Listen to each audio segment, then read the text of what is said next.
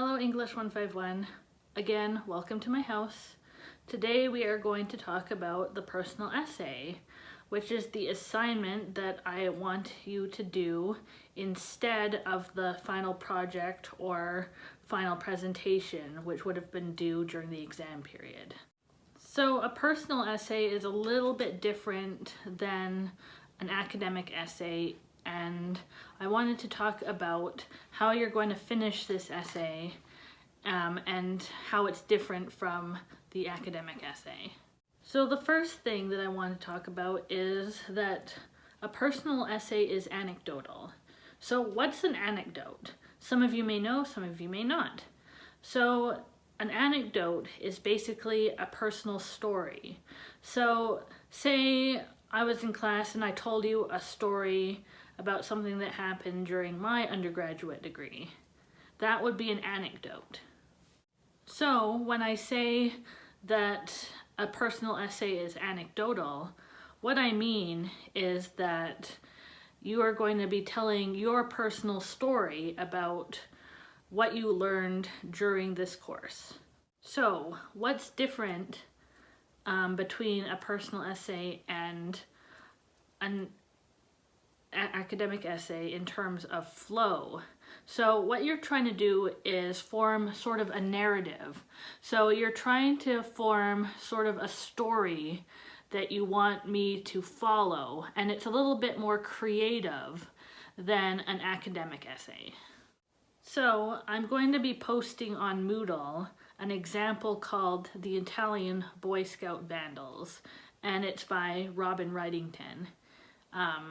So what I want you to do is take a look at that essay, and it's actually annotated by somebody else who saw that there was a few different ways that you could present a story.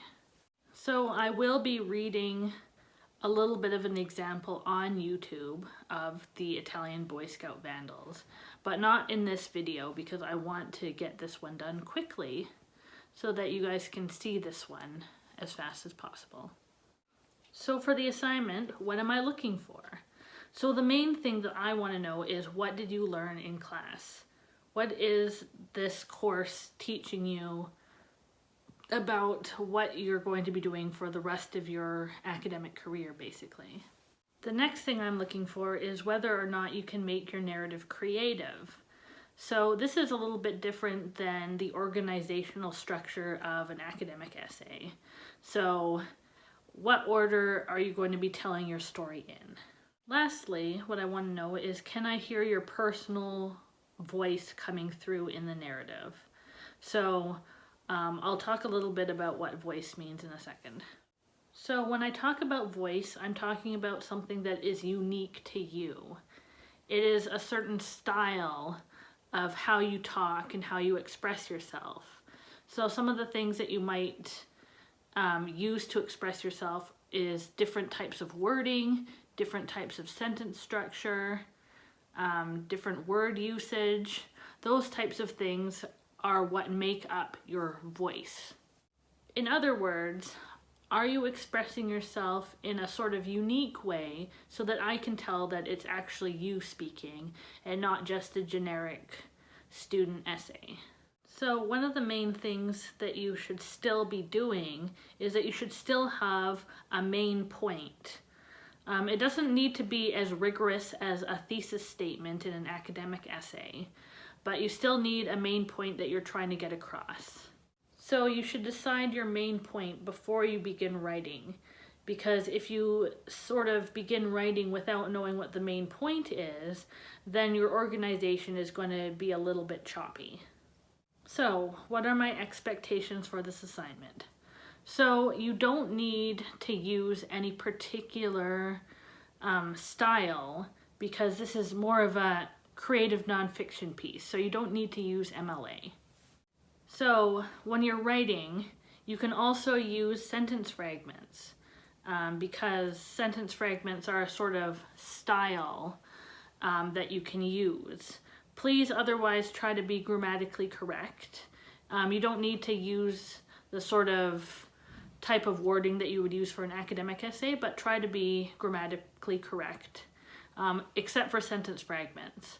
So if you want an example of how to use sentence fragments properly, one book that is really great for showing you sentence fragments is actually The Hunger Games.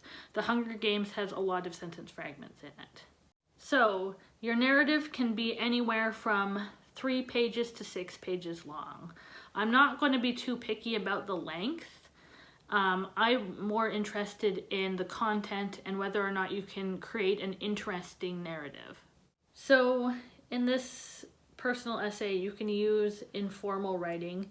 It doesn't need to be as rigorous as an academic essay again. So you can use colloquialisms.